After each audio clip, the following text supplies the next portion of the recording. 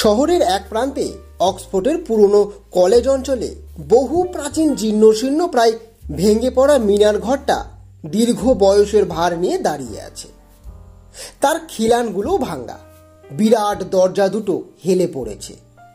ঘন পুরু আইভিলাটি আচ্ছন্ন করে রেখেছে মিনারটাকে। এখানে কজন লোক থাকেন। নিচ থেকে একটা সিঁড়ি পেঁচিয়ে পেঁচিয়ে উপরে উঠে গেছে। দোতলা, তিনতলা ও চারতলায় একইভাবে। সিঁড়ি থেকে দুটো করে ঘর বেরিয়েছে। অক্সফোর্ড বিশ্ববিদ্যালয়ের 3 জন ওখানে থাকে। একান্তে পড়াশোনা বা কাজকর্মের পক্ষে জায়গাটা বেশ ভালো। উপরতলায় থাকেন এবার ক্রেম্বি স্মিথ, মাঝের তলায় এডওয়ার্ড বেলিংহ্যাম, আর নিচের তলায় উইলিয়াম মক্সহাউস লি। একেবারে নিচে থাকে চাকর টমাস স্টাইলস। বুড়ো লোকটা ঘর দোর দেখাশোনা ও তাদের রান্নাবান্নার কাজকর্ম করে দেয়। রাত তখন প্রায় 10টা। 4 তলায় নিজের ঘরে আরাম কেদারায় শুয়ে সুন্দর সুস্বাস্থ্যবান এবার ক্রেম্বি স্মিথ। সামনে একইভাবে পুরনো বন্ধু জেফ্রো হেনরি। মস্কো নদীতে নৌকো চালিয়ে ক্লান্ত হয়ে ওরা ফিরেছে। কথা বলতে বলতে হঠাৎ হেস্টি বলে উঠল, মিনারের অন্য দুজনের সঙ্গে স্মিথের বেশি না মেলামেশা করাটাই ভালো। কেননা মঙ্কহাউস লি বেশ ভালো হলেও বেলিংহ্যাম কেমন যেন সুবিধের নয়। কেন এ কথা বলছো কেন? জানতে চাইল স্মিথ। না মানে আমি বেলিংহ্যামকে কেন পছন্দ করি না তা আমি বলতে পারবো না ঠিক। ও চোর বা গুন্ডা বদমাইশ নয় তা তা আমি জানি, কিন্তু ও কেমন যেন অদ্ভুত ধরনের। অন্য ছেলেদের সঙ্গে কোনো মিলই নেই। বেলিংহ্যামের চোখ দুটোতে ভীষণ ওই ধূর্তামি আর শয়তানি মাখানো। সবাই বলে ও নাকি ওই মন্ত্রতন্ত্রও জানে। অবশ্য গুণও আছে ওর মধ্যে, যেমন ওই পার্সি, আরবি, হিব্রু ইত্যাদি প্রাচ্য দেশের অনেক ভাষায়ও জানে। স্মিথ জানতে চাইল, বেলিংহ্যাম টুকটাক করে করুক, কোনো তো ক্ষতি করেনি। তা না হলে ওকে খারাপ বলার কোনো মানে হয় না। হেস্টি দ্বিধাজড়িত স্বরেই বলল, না না, ওকে আমি, বিশ্বাস করো, ওকে আমি ঠিক সহ্য করতে পারি না। বিশেষ করে মঙ্কহাউস লির বোন এভেলিনের সঙ্গে ওকে যখন আমি বেড়াতে দেখি। লিনকে আমি অনেক দিন ধরেই চিনি। এভেলিনও আমার দীর্ঘকালের পরিচিত। এভেলিন সহজ সরল রূপসী মেয়ে। ওর পাশে বেলিংহ্যামকে দেখলে মনে হয় যেন ছোট্ট সুন্দর একটা পাখির পাশে একটা কদাকার জঘন্য কোলা ব্যাঙ লাফাতে লাফাতে চলেছে। হেস্টি আরও বলল যে বেলিংহ্যাম সকলের সঙ্গে ঝগড়া করে, সকলের উপর জোর ফলায়, আবার শাসানোর হুমকিও দেয়। সেদিন নিজেই ঝগড়া করে বন্ধু নটনকে শাসিয়েছে। ও সত্যি কেমন যেন অদ্ভুত ভয়ঙ্কর। এবার রাত বাড়তে থাকে। স্মিথকে সাবধান করে দিয়ে হেস্টি চলে যায়। স্মিথ ডাক্তারির ছাত্র। হেস্টি চলে যাওয়ার পর সে নিজের পড়ার বইয়ে মনোনিবেশ করে। ডাক্তারি শাস্ত্রের অরণ্যে সে ডুবে যায় তখন। কিন্তু হঠাৎ নিচ থেকে এক তীক্ষ্ণ অথচ অস্পষ্ট শব্দ সে শোনে, যেন কার দীর্ঘশ্বাস, কার আর্তনাদ। মনে হলো বেলিংহ্যামের ঘর থেকে শব্দটা আসছে। স্মিথের হঠাৎ মনে পড়ল বেলিংহ্যাম সম্বন্ধে তার বন্ধু হেস্টির মতামত। হেস্টি অত বিরূপ কেন সে তাই বুঝতেই পারল না। বেলিংহ্যাম তো প্রতিবেশী বন্ধু হিসেবে খারাপ নয়। ওর ঘরে অনেক রাত অবধি আলো জ্বলে, মনে হয় বেশি রাত পর্যন্ত পড়াশুনো করে ও। তবে হেস্টিও কারো নামে নিন্দামন্দ করে না, যদিও সে বেশ স্পষ্টভাষী। আবার সে পড়ায় মনোনিবেশ করল। হঠাৎ অন্ধকার রাত্রির বুক ভেদ করে একটা তীব্র ভয়াবহ আর্তনাদ শোনা গেল। রক্ত যেন জমাট বেঁধে যায়। আতঙ্কিত স্মিথ শিউরে উঠল। সে স্তব্ধ, বিমূঢ়, বুঝতে পারছে না সে কি করবে এখন। হঠাৎ সবেগে তার ঘরে ঢুকলো মঙ্কহাউস। হাঁপাতে হাঁপাতে সে বলল, এক্ষুনি চলো, বেলিংহ্যাম অত্যন্ত অসুস্থ হয়ে পড়েছেন। অতি দ্রুত সিঁড়ি দিয়ে নেমে এলো তারা। বেলিংহ্যামের ঘরে ঢুকে স্মিথ দারুণ চমকে উঠল। বেলিংহ্যামের ঘরটা প্রায় একটা মিউজিয়াম। ঘরের চারদিকের দেওয়ালে প্রাচ্য ও মিশর দেশের প্রাচীন অদ্ভুত বিচিত্র সব নিদর্শন, বিভিন্ন ভাঙ্গাচোরা মূর্তি, রাজাদের কারুকার্য করা প্রচ্ছন্ন পোশাক, অস্ত্রশস্ত্র, বিভিন্ন জন্তু জানোয়ারের মাথা, হোরামাইসিস, ওজিসিস প্রভৃতি দেবতার অদ্ভুত সব মূর্তি। ছাদ থেকে ঝুলছে হা করা বিশাল এক কুমিরের মুখ। ঘরের মাঝখানে টেবিলে ছড়ানো টুকরো টুকরো কাগজ, অদ্ভুত দর্শন গাছের ছালের মতন শুকনো পাতা, আর প্যাপিরাস গাছের পাতার একটা পুঁথি। সামনে দেওয়ালের দিকে তাকিয়ে ভয়ে চমকে উঠল স্মিথ। বাক্সে একটা মমি রাখা রয়েছে, পোড়া কাঠের মতন কুচকুচে কালো, কোকড়ানো, বিরাট ঈগল নখের মতন অস্থি সর্বস্ত বড় বড় আঙ্গুলগুলো। কি বিভৎস দেখতে! মমির ঠিক মুখোমুখি চেয়ারে বেলিংহ্যাম শুয়ে আছে। ভয়ে তার চোখ ঠেলে বেরিয়ে আসছে। এবার স্মিথ পরীক্ষা করে দেখল বেলিংহ্যামকে। তারপর দুজনে ধরাধরি করে ওকে সোফায় শুইয়ে দেওয়া হলো। এবার স্মিথ বলল, আচ্ছা, ওর কি হয়েছিল জানো? মঙ্কহাউস বলল, না, মানে আমি ঠিক জানি না। ওর চিৎকার শুনে ঘর থেকে বেরিয়ে এসে দেখি ওর এই অবস্থা। আমি তো সঙ্গে সঙ্গে আমি উপরে গিয়ে তোমাদের ডেকে আনি। এই যা। শোনো, বেলিংহ্যাম ভীষণ ভয় পেয়েছে। তার মুখ রক্ত শূন্য বিবর্ণ, চোখের মণি দুটো ঠেলে বেরিয়ে আসছে। তার মুখের গঠনটা যেন পাল্টে গেছে একদম। কোনো এক ভয়ঙ্কর অলৌকিক আতঙ্কে মুখের এই অভিব্যক্তিটা। এবার মঙ্কহাউস বলল, মনে হচ্ছে এই মমিটা দেখেই ও এরকম ভয় পেয়ে গেছে। আর একবার ঠিক এরকম ভয় পেয়েছিল, আর সেবার এই মমিটাও ছিল ঠিক ওই রকম সামনে। আসলে বেলিংহ্যাম একটু অদ্ভুত ধরনের ছেলে। প্রাচীন জিনিসপত্র ওর আগ্রহ খুব বেশি। প্রাচীন পুঁথিপত্রের ভাষা ও জানে। এ বিষয়ে ও খুব অভিজ্ঞ। আস্তে আস্তে ফিরে আসছে বেলিংহ্যামের জ্ঞান। ক্রমে ও চোখ চাইল। হঠাৎ মমিটা দেখেই ও চমকে উঠল। তাড়াতাড়ি প্যাপিরাস পাতার পুঁথিটা নিয়ে ডয়ারের চাবি দিয়ে দিল। তারপর এদের দিকে তাকিয়ে বিরক্ত হয়ে বলল, মঙ্কহাউস, তোমরা হঠাৎ এখানে কেন? আরে, তোমার চিৎকার শুনে তো ছুটে এসেছি। এরকম গভীর রাতে তোমার এইসব ওই মমি টমি নিয়ে খেলাটা উচিত নয় কিন্তু, বুঝেছ? না না, কিছু হয়নি তো আমার। হঠাৎ শরীরটা একটু খারাপ হয়ে যায়, এই আর কি। বেলিংহ্যাম উঠে সেই গাছের ছালের মতন একটা পাতা নিয়ে আলোর চিমনির উপর ধরে। পাতাটা সাথে সাথে পুড়ে যায়, ধোঁয়ায় ভরে যায় পুরো ঘরটা। অবশেষে একটা অপরূপ সুমিষ্ট সৌরভে ঘরটা আচ্ছন্ন হয়ে যায়। এরা দুজন বিস্মিত, বিহ্বল। ওদের অবস্থা দেখে বেলিংহ্যাম যেন মজা পেয়েছে। ও মমিটার দিকে তাকিয়ে বলল, ওটা 4000 বছর আগের এক সম্রাটের। স্মিথ কাছে গিয়ে ভালো করে দেখল মমিটাকে। মমিটার চোখ এখন গর্ত, কিন্তু সেই অন্ধকার গর্তের মধ্যে যেন একটা লাল আগুন জ্বলছে। একটা আরক্ত আভা ছিটকে বেরোচ্ছে। ময়লা কালো চামড়া হাতের সঙ্গে আটকানো, মাথার খুলিতে কালো চুল, ঠোঁটের ফাঁকে তীক্ষ্ণ দাঁত। দৈত্যাকৃতি মমিটাকে দেখলে ভীষণ ভয় করে। মনে হয় যেন এক্ষুনি কার উপরে লাফিয়ে পড়বে। এবার স্মিথ ফিরে আসে নিজের ঘরে। দিন কাটছে। স্মিথ বেলিংহ্যামের মধ্যে কোনো ওই নিষ্ঠুরতা বা বর্বরতা দেখে না। যে কথা তার বন্ধু হেস্টি বলেছিল, বরং বেলিংহ্যামের মাথায় ঘুরতো নতুন কিছু আবিষ্কারের বিষয়। পৃথিবীর অনন্য রহস্য সে জানতে চাইত। সে বিশেষ করে ভাবত মানুষ যদি আত্মার উপর অধিকার স্থাপন করতে পারত।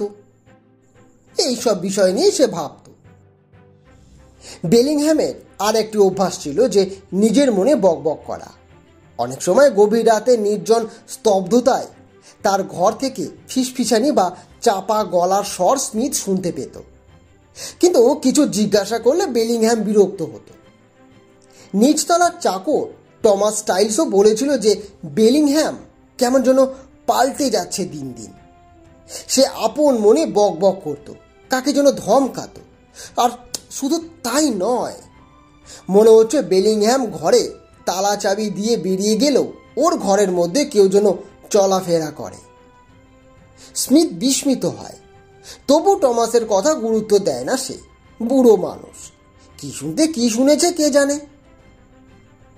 এবার একদিন একটা ঘটনা ঘটল, সেটা বেশ অস্বস্তিকর। বেশ রাতে বেলিংহ্যাম স্মিথের ঘরে এসেছে। হঠাৎ তাদের মনে হলো বেলিংহ্যামের ঘরের দরজাটা কে যেন খুলল। সিঁড়িতে শোনা গেল কার পায়ের শব্দ, কিন্তু সব দরজা তো বন্ধ আছে। তাছাড়া এত রাতে কেই বা আসবে? কিন্তু অস্বাভাবিকভাবে ছুটে ঘর থেকে বেরোলো বেলিংহ্যাম। অর্ধেক সিঁড়ি গিয়ে কাকে যেন ধমকালো, তারপর ঘরে গিয়ে দরজাটা তালা চাবি দিল। স্মিথের ঘরে ফিরে এসে বলল যে তার কুকুরটা হঠাৎ বেরিয়ে পড়েছিল। বেলিংহ্যামকে কেমন যেন শুকনো ফ্যাকাশে দেখাচ্ছে। স্মিথ অবাক হলো। আচ্ছা, বেলিংহ্যামের কুকুর আছে সে তো কোনোদিন দেখেনি, তবে পায়ের শব্দটা কার? পরদিন ভোরে কড়া নাড়ার শব্দে স্মিথের ঘুম ভাঙে। হেস্টি ছুটতে ছুটতে এসে বলে যে কাল রাত্রে নটনকে কে যেন খুন করার চেষ্টা করেছে।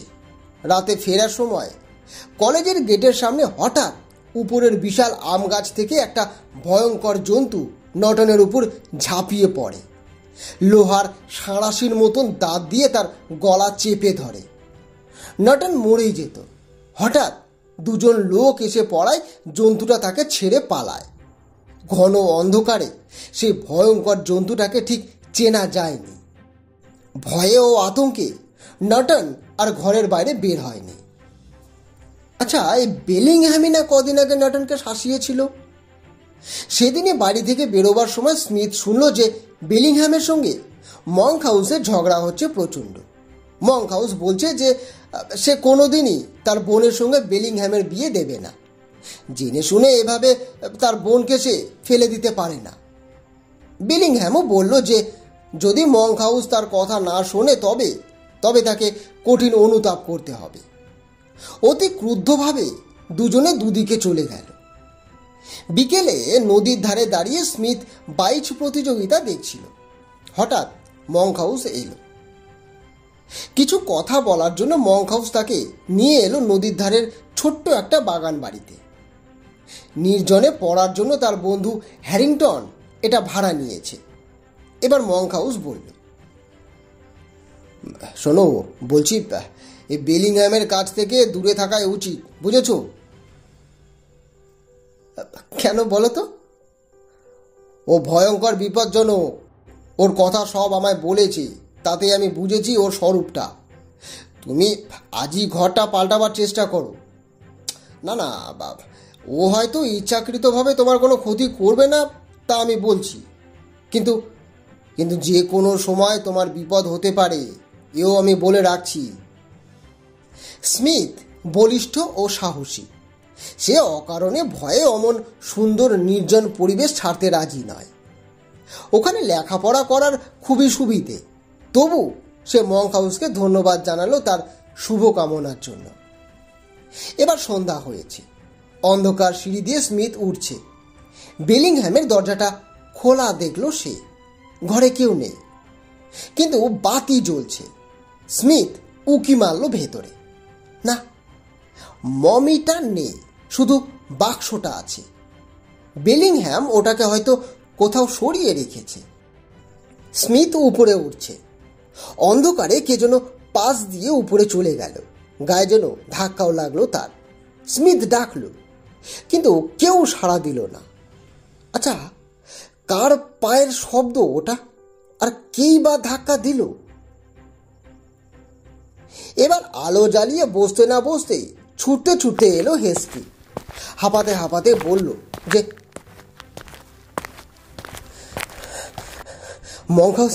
মঙ্ক হাউস জলে ডুবে গেছে। এখনো চেষ্টা করলে বোধহয় তাকে বাঁচানো যেতে পারে। আর মঙ্ক হাউস আছে হ্যালিংটনের বাড়িতে। চলো। সিঁড়ি দিয়ে দ্রুত নামবার সময় স্মিথ দেখল বেলিংহ্যামের দরজা তখনও খোলা। স্মিথ ঘরের ভেতর নজর করল। তার রক্ত যেন গর্জন করে লাফিয়ে পড়ল। সেই মমিটা রয়েছে বক্সে, আর তার চোখের কোটরের জমাট অন্ধকার থেকে আরক্ত আভা ছিটকে বেরোচ্ছে। বিমূঢ় বিহল স্মিথের হুঁশ ফিরল হেস্টির ডাকে। দুজনে ছুটল। স্মিথ মঙ্ক হাউসের জ্ঞান ফিরিয়ে আনার চেষ্টা করল। অনেক প্রয়াসের পর তার চেতনা ফিরল। ভয়াল আতঙ্কে বিস্ফারিত চোখে মঙ্ক হাউস বলল, আমাকে কেউ ঠেলে জলে ফেলে দিয়েছে। নদীর দিকে সামনে করে দাঁড়িয়েছিলাম আমি। কে যেন পালকের মতন তুলে আমাকে ছুঁড়ে ফেলে দিল জলে। লি, এ কথা আমি বিশ্বাস করি, বুঝেছ? মঙ্ক হাউসের কানের কাছে মুখ এনে আস্তে আস্তে বলল স্মিথ। জমাট বাঁধা বিস্ময় নিয়ে লি মঙ্ক হাউস মুখ তুলল। মৃদু স্বরে বলল, তুমি করছো স্মিথ? হ্যাঁ। ফেরার সময় স্মিথ চুপচাপ ভাবছে অনেক কথা। বেলিংহ্যামের ঘর থেকে মমিটা চলে গেল। সিঁড়িতে কার পায়ের শব্দ, আবার অবিশ্বাস্যভাবে মমিটার ফিরে আসা। লং নটন আক্রান্ত হয়েছিল কদিন আগে। তাকে বেলিংহ্যাম শাসিয়েছিল। আজকে লি মঙ্ক হাউস আক্রান্ত, তাকেও বেলিংহ্যাম শাসায়নি তো। সমস্ত ব্যাপারগুলো আসছে একই উৎস থেকে, এবং এমন এক ভয়াবহ অলৌকিক পৈশাচিক ব্যাপার এর মধ্যে লুকিয়ে আছে যা মানুষ কল্পনাও করতে পারবে না। বেলিংহ্যাম নিশ্চয়ই অপরাধী, কিন্তু যে ভয়ঙ্কর উপায়ে সে তার কাজ সম্পূর্ণ করে চলেছে তা ভাবলেই শিউরে উঠতে হয়। বাড়িতে ঢোকার সময় তাকে বেলিংহ্যাম ডাকল। শয়তানিতে তার চোখ দুটো জ্বলছে। স্মিথের মন রাগে পুড়ে যাচ্ছে। হঠাৎ বিদ্রুপের ভঙ্গিতে বেলিংহ্যাম তাকে জিজ্ঞেস করলো লির কথা। রাগে ফেটে পড়ল স্মিথ। জ্বালা করা কণ্ঠে সে বলে উঠল, তুমি শুনলে খুশি হবে না যে লি বেশ ভালোই আছে। বিপদের কোনো সম্ভাবনাই নেই তার। তোমার শয়তানি এবারে বিশেষ সুবিধে করতে পারেনি, বুঝলে? অবাক হবার ভান করলো বেলিংহ্যাম। আশ্চর্য, আমি কিছুই বুঝতে পারছি না স্মিথ। তুমি ভাবছো আমি লির দুর্ঘটনার জন্য দায়ী? হ্যাঁ, নিশ্চয়ই দায়ী। তুমিই দায়ী। ক্রোধে গর্জন করে উঠল স্মিথ। তোমার এই কঙ্কালটাকে জাগিয়ে লির পেছনে ওকে লেলিয়ে দিয়েছ। বেলিংহ্যাম প্রতিবাদ করে। আরে তা কি করে সম্ভব হয়? স্মিথ তীব্র স্বরে বলল, তোমাকে শেষবারের মতন সাবধান করছি বেলিংহ্যাম। তুমি এখানে থাকার সময় কলেজের বন্ধুদের যদি কোনো ক্ষতি হয়, আমি কিন্তু তোমাকে ছেড়ে দেব না। আর তার জন্য দায়ী থাকবে শুধুমাত্র তুমি। তোমার ওই মিশর দেশের তুকতাক শয়তানি এখানে কিন্তু চলবে না, এ আমি বলে রাখলাম। পরদিন সন্ধ্যাবেলায় স্মিথ ঘর ছেড়ে বেরিয়েছে। ডাক্তার বন্ধু প্যাটারসনের কাছে যাবে। নির্জন গাছপালা ঢাকা পথ দিয়ে স্মিথ চলেছে। শান্ত বাতাস বইছে ঝিরঝির করে। আকাশে মেঘের আনাগোনাও আছে। ম্লান জ্যোৎস্নায় চারপাশ ঢাকা। নির্জন পথে স্মিথ জোর পায়ে চলছে। সামনে পার্ক। পার্কের ওপারে বন্ধু প্যাটারসনের বাড়ি। স্মিথ পার্কে ঢুকল, কিন্তু হঠাৎ দেখলো ছায়ার মতন কি যেন একটা তার দিকে এগিয়ে আসছে দ্রুত বেগে। অন্ধকারে তার চোখের কোটর থেকে যেন লাল আগুন ঠিকরে বেরোচ্ছে। ভয়ে ও আতঙ্কে প্রাণ রক্ষার তাগিদে দ্রুত ছুটল সে। ভয়ঙ্কর মৃত্যু ছুটে আসে তার পেছনে। নুড়ি ছড়ানো পথে স্মিথের পা আটকে যাচ্ছে। সে পারছে না জোরে দৌড়তে। আর ভীষণ ভয়াল নেকড়ের মতন হিংস্র মমিটা তীব্র বেগে ছুটে আসছে তার দিকে। চোখ দুটো জল জল করছে রক্তচুনির মতন। কুচকুচে কালো অস্থি সর্বস্ত একটা হাত তার দিকে বাড়ালো। আর আর আর পরিত্রাণ নেই তার। বাজবার অদম্য তাগিদে স্মিথ প্রাণপণে ছুটেই চলেছে। সামনে প্যাটারসনের বাড়ি। ঈশ্বরকে ধন্যবাদ, দরজাটা খোলাই ছিল। আপ্রাণ প্রয়াসে দমকা হাওয়ার মতন ঘরে পৌঁছে কোনো মতে খিল আটকে অস্ফুট আর্তনাদ করে অচেতন হয়ে পড়ে গেল স্মিথ। ছুটে এলো প্যাটারসন। কিছু পরে সুস্থ হলো স্মিথ। বন্ধুকে বলল সব কথা। বেলিংহ্যামের অজ্ঞান হওয়া থেকে শুরু করে সব কথা তাকে বলল। প্যাটারসন বিস্ময়ে স্তম্ভিত। সেজন্য বিশ্বাস করতে পারছে না এসব। বিশ্বাস কর প্যাটারসন, এর একটা শব্দ আমি মিথ্যে বলছি না। পুরনো পুঁথি থেকে মন্ত্র শিখে তা নিয়ে ওই মমিটাকে জীবন্ত করে মানুষের উপর প্রতিশোধ নেওয়ার পৈশাচিক পথ পৃথিবীতে বোধহয় আর কেউ গ্রহণ করেনি বন্ধু। কিন্তু আমি এর প্রতিশোধ নেবই। বন্ধু বান্ধবের জন্য নেব। মানবিক আদর্শের কথা বিবেচনা করে আমি নেব। অন্তত নিজেকে বাঁচাবার তাগিদে আমি নেব। রাতটা বন্ধুর ওখানে কাটায় স্মিথ। পরদিন বেরিয়ে বন্দুকের দোকানে গিয়ে ভারী একটা রিভলভার কিনে তাতে দুটো কার্তুজও ভরে। তারপর দ্রুত এলো মিনারে। কোনো রকম শব্দ না করে স্মিথ ঢুকলো বেলিংহ্যামের ঘরে। বেলিংহ্যাম বসে কি যেন লিখছে। মমিটা বাক্সর মধ্যেই শক্ত করে শুয়ে আছে। স্মিথ সশব্দে দরজাটা বন্ধ করল। দরজা বন্ধ করার শব্দে বেলিংহ্যাম চমকে উঠল। আরো ভীষণভাবে চমকালো স্মিথকে দেখে। স্মিথ এখনো জীবিত। স্তব্ধ বিস্ময়ে স্মিথের দিকে সে হা করেছে। স্মিথ রিভলভারটা বের করে হাতে ধরল। স্মিথ, কি ব্যাপার? অদ্ভুত স্বরে বলল বেলিংহ্যাম। টেবিল থেকে ওই লম্বা ছুরিটা নিয়ে মমিটাকে খণ্ড খণ্ড করে কেটে ফেলো। স্মিথ দৃঢ় আদেশের স্বরে বলল। 5 মিনিটের মধ্যে কাজ আরম্ভ না করলে এই বুলেট দিয়ে তোমার খুলি উড়িয়ে দেব। বেলিংহ্যাম অনুনয় বিনয় করল অনেক। স্মিথ অনড়। রিভলভার ধরা তার কঠিন মূর্তির দিকে তাকিয়ে ভীত বেলিংহ্যাম ছুরিটাকে মমির বুকে ঢুকিয়ে দিল। ছুরির আঘাতে আঘাতে টুকরো হাড় পাজরা খসে পড়তে লাগলো। পুরনো ধুলোর গন্ধে ঢেকে গেল পুরো ঘর। শেষ পর্যন্ত মমির কঙ্কালটা ভেঙে হুড়মুড় করে মাটিতে পড়ল। অন্ধকারের গহ্বরে তার চোখ দুটো যেন তখনও জ্বলছে।